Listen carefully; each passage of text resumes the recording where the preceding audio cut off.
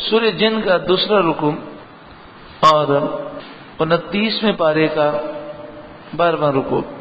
قل انما ادعو ربی، اے محبوب آپ فرمائیے میں تو اپنے رب ہی کی بندگی کرتا ہوں. ولا اشرک بہ احدا، اور کسی کو اس کا شریک نہیں ٹھہراتا. قل انی لا املک لکم ضرا ولا رشدا، اور آپ فرما دیجئے میں تمہارے کسی برے بھلے کا مالک نہیں ہوں.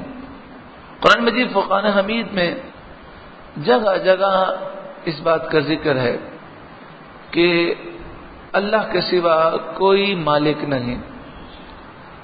الملک بادشاہ، الملک بادشاہ، مالک اللہ رب العالمین ہے. لیکن اس کا یہ مطلب نہیں ہے کہ اللہ تعالیٰ نے کسی کو کچھ اختیارات دیے ہی نہیں، کیونکہ الملک اللہ تعالیٰ بادشاہ ہے. لیکن دنیا کے اندر کئی بادشاہ ہوئے جن کا نام بادشاہ ہوا، لوگوں نے بادشاہ کہا. تو اب کوئی یہ نہیں کہہ سکتا کہ جب اللہ الملک ہے، بادشاہ ہے، تو غیر اللہ کو بادشاہ کہنا یہ تو شرک ہے. کوئی یہ نہیں کہہ سکتا. اسی طرح اللہ تعالیٰ مالک ہے، لیکن اگر دنیا کی نعمتوں کا مالک کسی اور کو سمجھا جائے اور یہ کہا جائے یہ مکان کا مالک فلاں ہے، تو اس پر کوئی شرک کا فتویٰ نہیں لگاتا. کیونکہ عقیدہ یہی ہوتا ہے کہ یہ ملکیت ان کی ذاتی نہیں بلکہ اللہ کی عطا سے ہے. تو اللہ تبارک و تعالی نے تمام نبیوں کو، فرشتوں کو، اولیاء کو، تمام انسانوں کو، ساری مخلوق کو جو طاقتیں دیں، ان طاقتوں سے بڑھ کر طاقتیں اپنے محبوب کو عطا فرمائیں اور ان طاقتوں کا مالک کیا. مگر مالک کے حقیقی صرف اللہ تعالیٰ ہے. مالک کے حقیقی صرف اللہ تعالیٰ ہے. تو یہاں پر مالک حقیقی کا ذکر ہے کہ اللہ نہ چاہے تو میں تمہیں نہ نقصان دے سکتا ہوں نہ تمہیں نفع دے سکتا ہوں، اور اللہ چاہے تو اللہ کی عطا سے بے شمار طاقتیں ہیں. قل اے محبوب آپ فرمائیے انی لن یجیرنی من اللہ احد، ہرگز مجھے اللہ سے کوئی نہ بچائے گا. وہی بات اللہ کے مقابلے میں اللہ کی نافرمانی کی جائے اور اللہ غضب نازل فرمائے تو کوئی اللہ سے مقابلہ نہیں کر سکتا. ولن اجد من دونہ ملتحدا، اور ہرگز اس کے سوا کوئی پناہ نہ پاؤں گا. لیکن انبیاء تو معصوم ہیں، پھر حضور سے یہ کیوں فرمایا کہ آپ یہ کہہ دیں؟ اس سے مقصد ہے لوگوں کو تعلیم ہو اور لوگ ڈریں کہ اللہ کی نافرمانی کتنا بڑا جرم ہے. الا بلاغا من اللہ ورسالاتہ، مگر اللہ کے پیغام پہنچانا اور اس کی رسالتیں یہ ہماری ذمہ داری ہے. ومن یعص اللہ ورسولہ، اور جو اللہ اور اس کے رسول کی نافرمانی کرے، فإن لہ نار جہنم، تو اس کے لیے جہنم کی آگ ہے. خالدین فیہا ابدا، وہ اس میں ہمیشہ رہے گا. یعنی کفر پر خاتمہ ہوا تو ہمیشہ جہنم میں رہے گا. بعض آج کل کے لوگ نام نہاد اسکالر یہ ٹی وی پر آ کر کہتے ہیں کہ جہاں بھی کافروں کا ذکر ہے تو ان کے لیے خالدین فیہا ہے، ابداً کے الفاظ نہیں ہے. کافر جہنم میں رہیں گے، مدتوں رہیں گے، لیکن پھر بالآخر نعوذ باللہ من ذالک وہ یہ کہتے ہیں کہ بالآخر وہ جنت میں چلے جائیں گے. لیکن قرآن کی ایک آیت دوسری آیت کی تفسیر کرتی ہے. جب یہاں پر وضاحت کر دی گئی خالدین فیہا کے آگے کیا ہے؟ ابداً، تاکید فرما دی گئی وہ ہمیشہ ہمیشہ ہمیشہ ہمیشہ، ایسا ہمیشہ جس کا کوئی اینڈ نہیں. یہ کافر جہنم میں جلتے رہیں گے حتیٰ یہاں تک کہ اذا رأوا ما یوعدون، جس عذاب کا ان سے وعدہ کیا جاتا ہے جب وہ عذاب دیکھیں گے، فَسَيَعْلَمُونَ مَنْ أَضْعَفُ نَاصِرًا، تو عنقریب وہ جان لیں گے کہ کس کا مددگار کمزور ہے. وہ مسلمانوں کے مددگار کو کمزور سمجھتے تھے، تو انہیں پتہ چلے گا کہ کس کا مددگار کمزور ہے. وَأَقَلُّ عَدَدًا، اور کس کی گنتی کم ہے. کل بروز قیامت تو اللہ مسلمانوں ہی کو کامیابی عطا فرمائے گا. قل اے محبوب آپ فرمائیے ان ادری اقریب ما توعدون ام یجعل له ربی امدا، میں نہیں جانتا آیا نزدیک ہے وہ جس کا تمہیں وعدہ دیا جاتا ہے یا میرا رب اسے کچھ وقفہ دے گا۔ ان ادری، میں نہیں جانتا۔ ادری کا لفظ جب آتا ہے تو اس کے معنی یہ ہے کہ ذاتی طور پر میں نہیں جانتا، حضور کو جو علم ہے وہ اللہ کی عطا سے ہے۔ تو مراد یہ ہے کہ عقل کے ذریعے کوئی بھی نہیں جان سکتا کہ اللہ کا عذاب کب آئے گا، قیامت کب واقع ہوگی۔ عالم الغیبی، غیب کا جاننے والا رب العالمین۔ عالم الغیب کا لفظ صرف اللہ ہی کے لیے بولا جا سکتا ہے۔ اعلی حضرت امام اہل سنت امام احمد رضا علیہ الرحمہ نے فتاوی رضویہ شریف میں جگہ جگہ لکھا کہ عالم الغیب کا لفظ جو ہے وہ اللہ کے سوا کسی اور کے لیے کہنا جائز نہیں۔ عالم الغیب، غیب کا جاننے والا رب العالمین۔ فلا یظہر علی غیبہ احدا، وہ اپنے غیب پر کسی کو مسلط نہیں کرتا، کسی کو غیب کا علم نہیں دیتا۔ الا من ارتضی من رسول، سوائے اپنے پسندیدہ رسولوں کے، یعنی کسی کو بھی غیب کا علم نہیں دیتا، ہاں پسندیدہ رسولوں کو غیب کا علم دیتا ہے۔ سعودی عرب سے جو قرآن پاک چھپ کر آتا ہے اور جو حاجیوں کو اور عمرہ کرنے والوں کو مفت تقسیم کیا جاتا ہے، تو یہ نجدی جو ہیں وہاں کے وہ تقسیم کرتے ہیں۔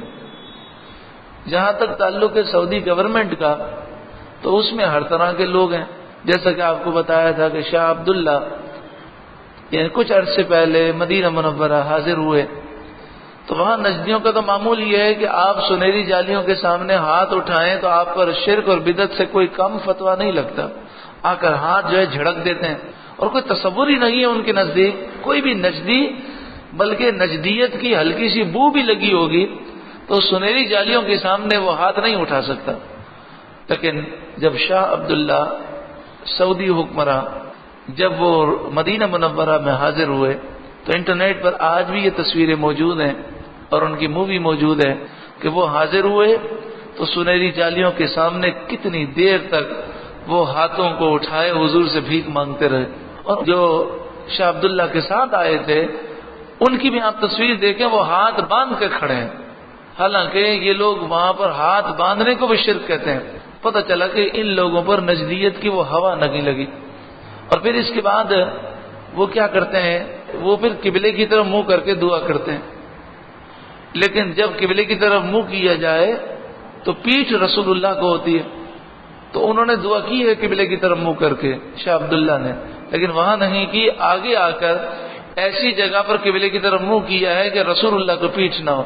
تو پتہ چلا کہ یہ سعودی گورنمنٹ ہے اس میں ہر طرح کے لوگ ہیں، لیکن جو نجدی ہیں جن کے پاس مذہبی معاملات انگریزوں نے دیے ہیں، اور یہ دنیا کی واحد اسٹیٹ ہے کہ حکومت کو مذہبی معاملات میں کوئی اختیارات نہیں، یہ دنیا کی واحد اسٹیٹ ہے۔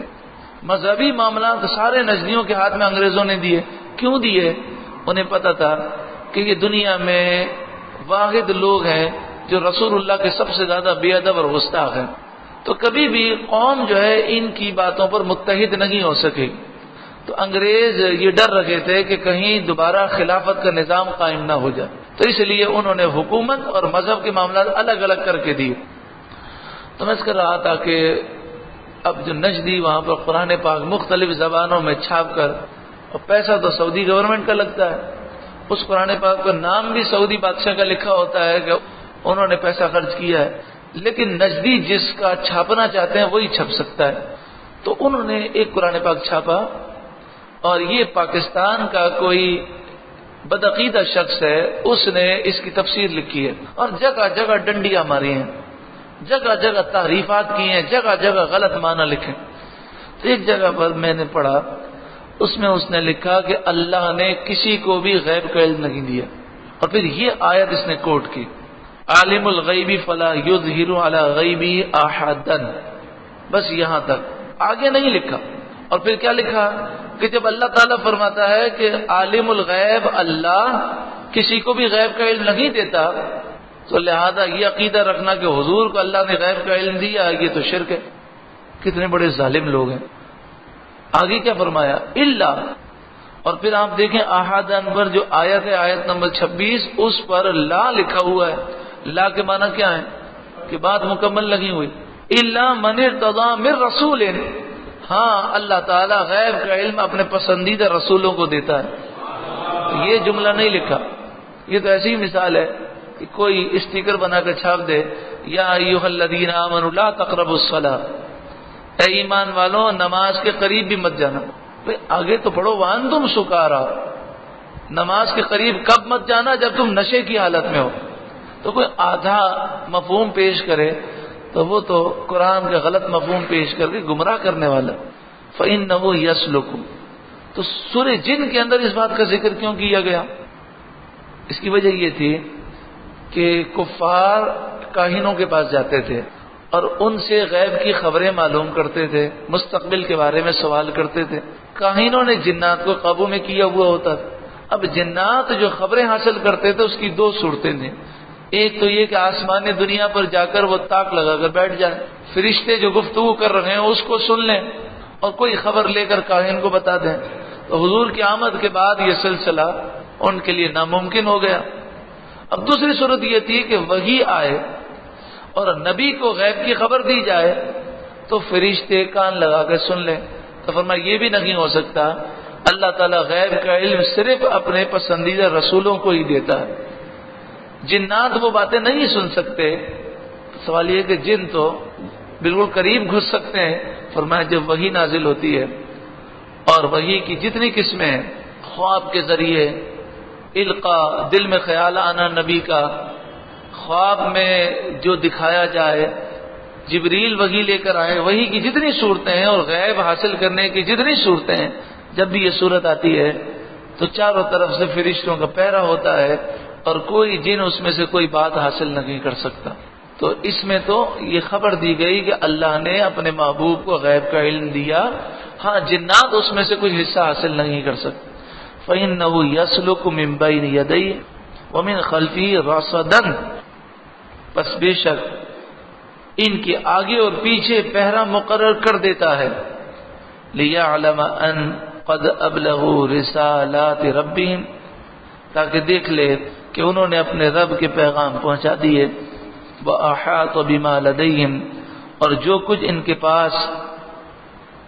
ان کے پاس ہے سب اس کے علم میں ہے، اور جو کچھ ان کے پاس ہے، انبیاء کے پاس ہے، فرشتوں کے پاس ہے، سب اللہ کے علم میں ہے۔